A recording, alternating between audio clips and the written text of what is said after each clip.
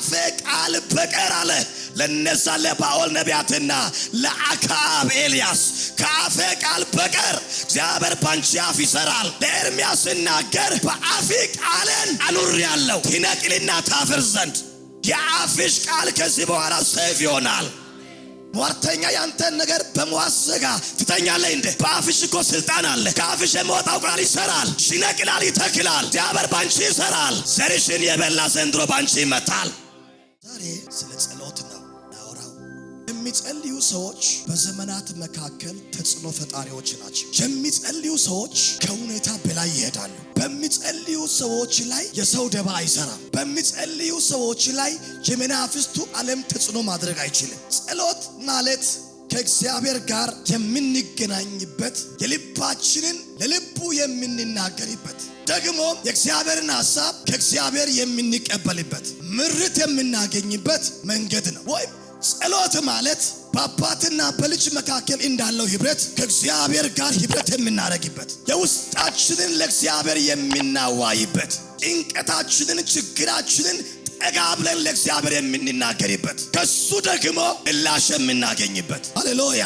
ጸሎት ከእግዚአብሔር ጋር የምንነጋገርበት መንገድ ነው። ደግሞ ጸሎት ኃይለኛ የመንፈሳዊ ጦር መሳሪያ ነው። የሚጸልይ ሰው ወገኖቼ ይዘጋል፣ ይከፍታል። የሚጸልይ ሰው ይነቅላል፣ ይተክላል። የሚጸልይ ሰው ያፈርሳል፣ ይገነባል። የሚጸልይ ሰው ወገኖቼ ከፍም ዝቅም የማድረግ ስልጣን አለው። እስቲ መጽሐፍ ቅዱስ ያዛችሁ ያዕቆብ መልእክት ምዕራፍ 5 አውጡና ኢየሱስ ስም አነባለሁ። እናንተ የታመመ ማንም ቢኖር የቤተ ክርስቲያን ሽማግሌዎችን ወደ እርሱ ይጥራ፣ በጌታም ስም እርሱን ዘይት ቀብተው ጸልዩለት። የእምነትም ጸሎት ድውዩን ያድናል፣ ጌታም ያስነሳዋል። ኃጢአትንም ሰርቶ እንደሆነ ይሰረይለታል። እርስ በርሳችሁ በኃጢአታችሁ ተናዘዙ፣ ይፈወሱም ዘንድ እያንዳንዱ ስለሌላው ይጸልይ። የጻድቅ ሰው ጸሎት በስራዋ እጅግ ኃይል ታደርጋለች። ኤልያስ እንደኛ የሆነ ሰው ነበረ። ዝናብም እንዳይዘንብ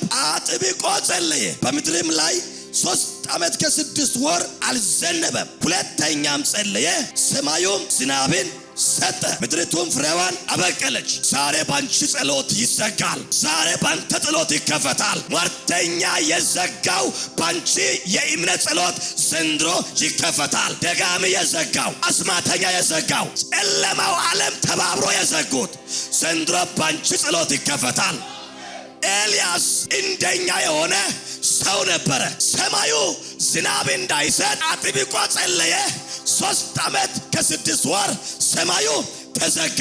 ለካስ ኤልያስ በአንደኛ ነገሥት 19 ላይ ይመስላል 18 ላይ ከአፌ ቃል በቀር በእነዚህ ዓመታት በምድር ላይ ዝናብ ወይም ጠል አይሆንም ማለት። ዘንድሮ ባንቺ አፍ እግዚአብሔር ቃል ያስቀምጣል። በአፍሽ እግዚአብሔር ስራ ይጀምራል። 7 ቦታ ገፍተ ያልተመለሰ ጥያቄ ባንተ ጸሎት ዘንድሮ ይመለሳል። ጸሎት አሚር ይሰራል። ሰዎች በዚህ ዘመን መጸለይ ያቆሙበት ዘመን፣ ሰዎች መንበርከክ ያቆሙበት ዘመን፣ በእግዚአብሔር ላይ መታመን የተውበት ዘመን። ለአንድ ሰው ዘንድሮ እምቢ ያለ በር ይከፈታል። ወገኖቼ ሰው ከመጸለይ ይልቅ ወሬ የሚወድበት ዘመን ላይ ነን። ለሚጸልይ ሰው ግን እኔ ዛሬ መልእክት አለኝ። እግዚአብሔር ለማንም የማይከፈተውን የዳስ ደጅ ሰብሮ ይሰጣል። ያንቺ በር ባንቺ ጸሎት ይከፈታል። ያንተ በር ባንተ ጸሎት ይከፈታል። ከአፌ ቃል በቀር አለ ለነዛ ለባኦል ነቢያትና ለአክዓብ ኤልያስ ከአፌ ቃል በቀር እግዚአብሔር ባንቺ አፍ ይሰራል። ለኤርምያስ ሲናገር በአፌ ቃልን አኑሬአለሁ ትነቅልና ታፍር ዘንድ። ከፍ አድርጋችሁ ከዚህ በኋላ በሉ ደጋሚ አይችለኝም። ነገሬን ጸልዬ አስከፍታለሁ። እኔ ከራሴ አልፌ ለአገር እንኳ የመፍትሄ ሰው ነኝ። ባንቺ እግዚአብሔር ያረጀውን ዘንዶ ይቆርጣል። የአፍሽ ቃል ከዚህ በኋላ ሰይፍ ይሆናል። ሟርተኛ ያንተን ነገር በመዋስ ዘጋ ትተኛለህ እንዴ? በአፍሽ እኮ ስልጣን አለ። ከአፍሽ የሚወጣው ቃል ይሰራል፣ ይነቅላል፣ ይተክላል። እግዚአብሔር ባንቺ ይሰራል። ዘርሽን የበላ ዘንድሮ ባንቺ ይመታል። እስኪ ከፍ አድርጋችሁ ከዚህ በኋላ በሉ ዘርን የበላ በእኔ ይመታል። ከዚህ በኋላ ቤተሰቦችን ያጎሳቆለ ደበና ይመታል። ሰው ሁሉ የጣለ መሳሪያ በሆን ጸሎት ነው። በዚህ ዘመን እንጸልይ ተብሎ የጸሎት አዋጅ ከታወጀ አንድ ወይም ሁለት ሰው ይመጣል። ወገኖቼ የሚጸልይ ግን ተጽዕኖ ፈጥሮ ይኖራል። የሚጸልይ ሰው ወገኖቼ አራግፎ ይቀጥላል። የሚጸልይ ሰው በሁኔታ ይያዝም። የሚጸልይ ሰው አይኖቹ የተከፈቱ ናቸው። አሻግሮ ያያል። እዚህ ያለው ሳይሆን ማዶ ያለውን ያያል። እግዚአብሔር የአንድ ሰውን እይታ ዛሬ ይቀይራል። የማንም መርገም ባንቺ ላይ አይሰራም። የአፍሽ ቃል ከዚህ በኋላ መስራት ይጀምራል። የአፍሽ ቃል መስራት ይጀምራል። ያንቺ ጉዳይ ባንቺ ይከፈታል። ያንተ ባንተ ይከፈታል። ትጸልያለህ፣ ከዚህ በኋላ ታምራታ ያለ ትጸልያለህ፣ ከዚህ በኋላ ትከብዳለህ። ትጸልያለህ፣ ከዚህ በኋላ ትሰማለህ። ሃሌሉያ። ኤልያስ እንደኛ የሆነ ምን ነበር? ሰው ነበር። ነገር ግን በአምላኩ የሚታመን ሰው አምላኩ እንደሚሰራ 100% በአምላኩ የሚታመን የአፉ ቃል እንደሚሰራ የሚያምን እስቲ የአፌ ቃል ይሰራል በሉ። ለአንድ ሰው ትንቢት ነው። የአፍሽ ቃል ከዚህ በኋላ በሰፈርሽ ይከብዳል። የአፍሽ ቃል በመስሪያ ቤትሽ ይከብዳል። የአፍሽ ቃል መንቀል ይጀምራል።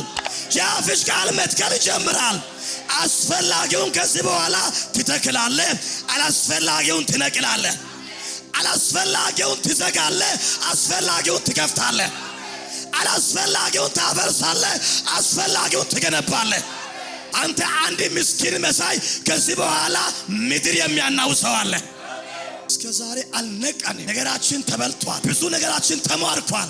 ዘንድሮ ግን እናስመልሳለን። ዘንድሮ ታስመልሻለሽ። አይችልሽም። በሰፈርሽ ተፈርተሽ ትኖሪያለሽ። ተፈርተህ ትኖራለህ። እግዚአብሔር ባንተ ጸሎት ከዚህ በኋላ ዘንዶ ይገላል። ባንተ ጸሎት ከዚህ በኋላ እግዚአብሔር እውር ያበራል።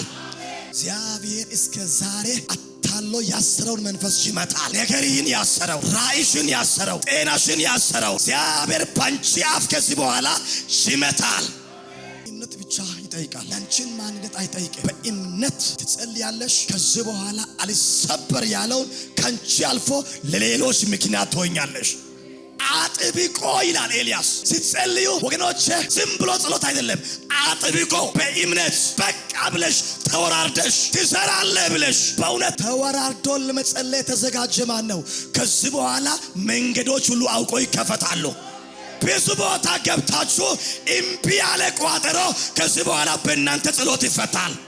መጽሐፍ ቅዱስ ላይ አደገኛ የእምነትና የጸሎት ሰው ነበር። 605 ዓመተ ዓለም ክርስቶስ ልደት በፊት ከጥቂት ከይሁዳ ልጆች ጋር ተማርኮ ወደ ባቢሎን አውራጃ የወረደ በእግዚአብሔር የሚታመን ዳንኤል የሚባል በቀን 3 ጊዜ የሚጸልይ በአምላኩ የሚታመን አንድ የጸሎት ሰው እና ይሄ ሰው በ24 ሰዓት ውስጥ 3 ጊዜ ባለስልጣን ነው። እግዚአብሔር ሁሉን አሳልፎ ሰጥቶታል። ገንዘብ አለው፣ ጤና አለው። በአምላኩ የተደገፈ በሰው አውራጃ በእግዚአብሔር የሚታመን እግዚአብሔር እንደሚያስጥል እግዚአብሔር እንደሚያሻግር እግዚአብሔር እንደሚሰራ የሚያምን አንድ ሰው ማንም በሚጸልይበት ምድር የሚጸልይ ሰው ጊዜ እንዲሆነ በምዕራፍ 6 ላይ ንጉሱ ዳንኤልን መልካም መንፈስ ላለው ሊሾም አሰበ። ስለ መንግስቱ እነዛ ደግሞ ከለዳውያን ሰበብ ፈለጉ። ሰበብ አልተገኘበትም። የሚጸልይ ሰው በጽድቅና በእምነት ከጸለየ ወገኖቼ ማንም ያን ሰው አይደፍረው። ዳንኤል ይጸልያል። በሰው ሀገር ነው። አይዞ የሚለው የለም። አምላኩ ግን አለው። ከዛ ሰበብ ባላገኙ ጊዜ እንዲያሉ ከአምላኩ ሕግ በቀር አሉ በዚህ በዳንኤል ላይ ሌላ ሰበብ ወይም በደል አናገኝበትም አሉ። ተመካከሩና ንጉሥ ጋር ገቡ።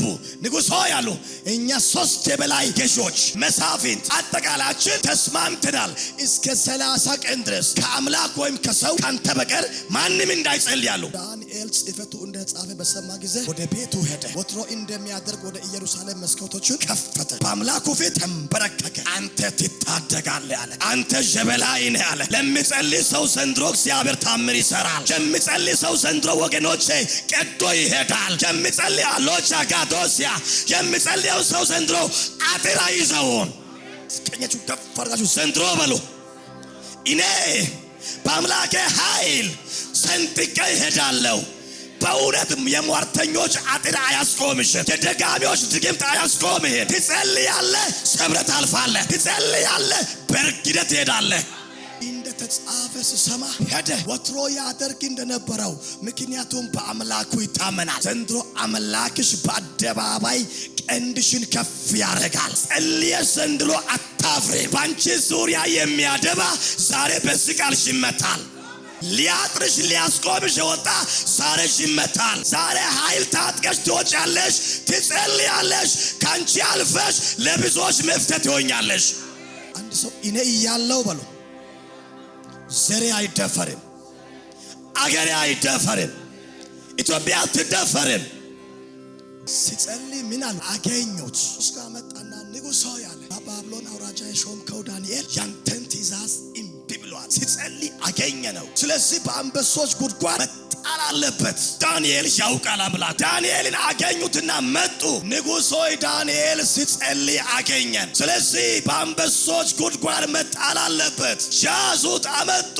ንጉሡ ስለሚወደው ታማኝ ስለሆነ ቀን ሙሉ ሊያድነው ሞከረ። ነገር ግን ደብዳቤው በንጉሥ ስም ተጽፎ በንጉሥ ቀለበት ታትሟል። አይቻልም። እግዚአብሔር ግን በሰማይ ያለው አዋጅን በአዋጅ ይገለብጣል። ዘንድሮ አጣብቂኝ ውስጥ የገባችሁ ስሙ፣ አዋጁ ይገለበጣል። ነገሬ አጣብቂኝ ውስጥ ገብቷል ያላችሁ፣ ቢዝነስ አጣብቂኝ ውስጥ ገብቷል ያላችሁ፣ ጤና አጣብቂኝ ውስጥ ነው ያላችሁ፣ አራሳፋራቲያ ትዳር ያላችሁ ዘንድሮ እግዚአብሔር ታምር ሰርቶ ያስመልጣል። እስኪያችሁ ከፍ አድርጋችሁ እግዚአብሔር በሉ። ዛሬም ይሰራል። ድገሙ፣ እግዚአብሔር ዛሬም ሕያው ነው። የአንድ ሰው ዝግበር ዛሬ ተከፈተ። ወዶ ሳይሆን ተገዶ። አንድ ሰው በእምነት ይናገር። ዛሬ ይበል። ለዘመናት የተቆለፈው ሸነበር ተከፈተ።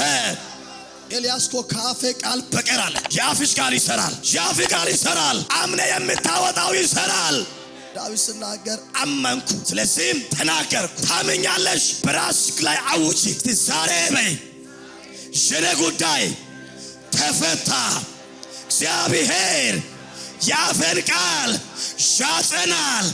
ጸሎቴ ከዚህ በኋላ ታምራት ያደርጋል። መጽሐፉ እኮ ሲናገር የጻድቅ ጸሎት በስራዋ እጅግ ኃይል ታደርጋለች። ያንቺ ጸሎት ከዚህ በኋላ ሰፈር ላይ ሟርተኞችን መንቀል ትጀምራለች። እኔ ይህን ስናገር ለአንድ ሰው ሰይጣን የዘጋውን በር የእግዚአብሔር እጅ ከፈተ። ዳንኤልን ያዙ፣ አመጡት። እዛ ንጉሡ እንዲህ አለው፣ ዳንኤል ሆይ ሁል ጊዜ የሚታመልከው ሁል ጊዜ የሚጸልየው አምላክ ምን ያርግ? ዘንድሮ ያድንሻል፣ ዘንድሮ ይታደግሻል። አንድ ሰው ቤቴ አይመታም ይበል። ልመቱት እኮ ነው ይሄን ቅን ሰው፣ ይሄን ታማኝ ሰው ያዙና አምጥተው በአንበሶች ጉድጓድ ጣሉ። የጸለየው ጌታ ደግሞ መልአክ ላከ። ከዛ በኋላ ለካ ዳንኤል ወደ ጉድጓዱ ሲወርድ ቀድሞ መልአክ ገብቷል። አንበሶችን አፋቸውን ይዟል። ንጉሡ ማለደ፣ ወደ አንበሶች ጉድጓድ ሄደና ዝቅ ብሎ የልዑል አምላክ ባሪያ ዳንኤል ሆይ ሁል ጊዜ የምታመልከው አምላኪ ከአንበሶች ያድን ዘንድ ችሏልን ያለ። ከዛ እንዲህ አለ፣ አዎ ንጉሥ ሆይ በፊቱ ቅንነት ተገኝቶብኛል። በእግዚአብሔር ፊት ቅንነት የተገኘባችሁ ዘንድሮ እግዚአብሔር ካስቸጋሪ ሁኔታ ያወጣችኋል። እጃችሁን ከፍ አድርጋችሁ ሺህ ዓመት በሉ። ለኔ የመውጣት ዓመት ነው። ከማልፈልግበት ሁኔታ የምወጣበት ዓመት ይህ ነው። ያወጣሻል፣ ያወጣሃል። ጸልይ፣ በርቺ፣ ጸልይ። ባንቺ ጸሎት ዘንድሮ ይከፈታል። ሰዎች እግዚአብሔር መልካም ነገር ብዙ ተናግሯቸዋል፣ ብዙ ቃል ሰምተናል። ስለማንጸልይ ዘግቷል። የሚጸልይ ሰው ስቦ ያቀርባል። አጠገብ ላይ ያለውን ያዝና በደንብ ጸልይ። የዘር መርገም ባንተ አይሰራም። አንተ ለብዙዎች የመፍትሄ ሰው ነህ።